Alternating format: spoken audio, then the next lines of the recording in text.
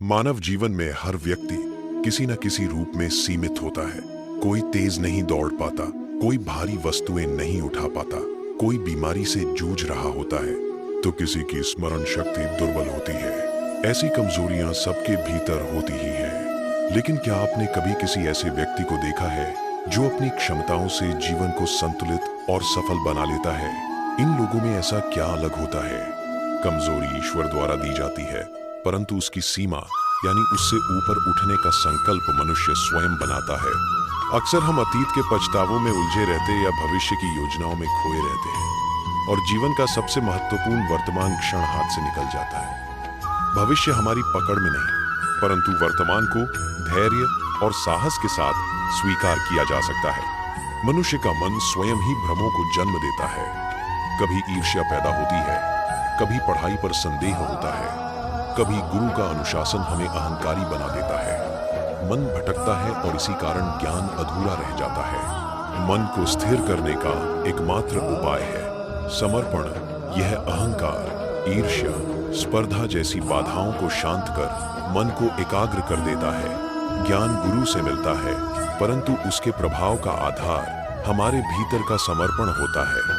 जीवन में कभी न कभी ऐसा समय आता है जब सत्य और कर्तव्य के बीच निर्णय लेना पड़ता है। यही क्षण हमारा वास्तविक धर्म प्रकट करते हैं। अधिकतर लोग इन्हें संकट मानकर डर जाते हैं, परंतु यह अवसर होते हैं स्वयं को समझने और ईश्वर के निकट जाने के। यदि हम संकट को केवल कष्ट समझ लें तो जीवन भय से भर जाता है, लेकिन यदि उसी स्थिति को दृढ़ता से स्वीकार कर आगे बढ़े तो हर कष्ट हमें एक कदम ऊंचा उठा देता है। मन जब अशांत होता है तो निर्णय गलत होते हैं और उनके परिणाम हमारे जीवन, परिवार और आने वाली पीढ़ियों को प्रभावित करते हैं। इसलिए निर्णय सदैव शांत और स्थिर मन से ही लेने चाहिए।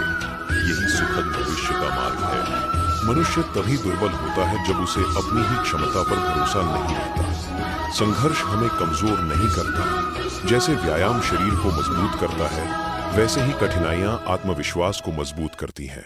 दृष्टिकोण ही जीवन को सुंदर या बोझिल बनाता है और दृष्टिकोण पूरी तरह हमारे वश में होता है। हर पीढ़ी बदलते समय में नए संघर्षों से गुजरती है। इसलिए बच्चों को चुनौतियों से बचाने के बजाय उन्हें मानसिक शक्ति और सही ज्ञान देना अधिक आवश्यक है, ताकि वे अपने मार्ग स्वयं निर्मित कर सकें। जीवन में अपनी बातों, अपने रहस्यों और अपने निर्णयों की रक्षा करना भी आवश्यक है। कौन सा व्यक्ति कब शत्रु बन जाए, यह समय ही तय करता है। अपनी कमजोरियां या गुप्त बातें किसी के सामने न रखना ही समझदारी है। जीवन की सफलता नकल से नहीं मिल सकती। जैसे परीक्षा में नकल करने वाला लंबे समय तक सफल नहीं होता, वैसे ही जीवन की परीक्षा में सच्चाई और परिश्रम ही मार्ग दिखाते हैं। जीवन एक रेत घड़ी जैसा है।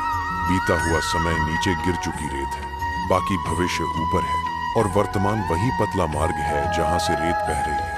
यही एक क्षण हमारे पास है। यदि इसे भी टालते रहें तो यह भी अतीत बन जाएगा। इसलिए वर्तमान का पूर्ण उपयोग ही जीवन का सर्वोत्तम उपाय है। समय सबसे शक्तिशाली है, वही कोयले को हीरे में बदल देता है। इसीलिए कभी किसी को तुच्छ समझना या उसका उपहास करना बुद्धिमानी नहीं। यदि प्रेम, सम्मान और सफलता को अहंकार बनने दें तो वही गुण विनाश का कारण बन जाते हैं। मधुर वाणी मनुष्य को ऊपर उठाती है, कठोर वचन उसे नीचे गिरा देते हैं।